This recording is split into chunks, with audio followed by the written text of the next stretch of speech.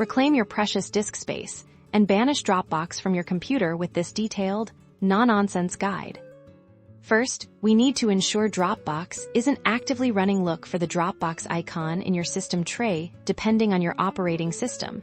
This might be in the bottom right corner on Windows, or the top right on a Mac. Click on the Dropbox icon.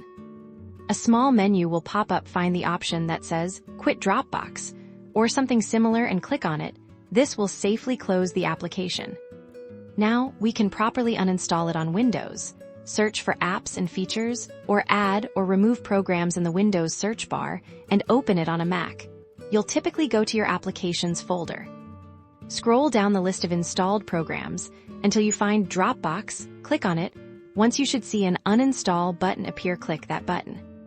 A confirmation message will pop up, asking if you're sure you want to uninstall. Confirm that you do by clicking Uninstall or Yes. The uninstaller will now run, removing Dropbox from your system. This should only take a few moments. Once the uninstallation is complete, you can restart your computer to ensure all traces are removed. You've successfully freed up valuable disk space. And that's it. A clean, efficient way to uninstall Dropbox and make room for what truly matters on your hard drive. Don't forget to like this video and subscribe for more helpful tech tips.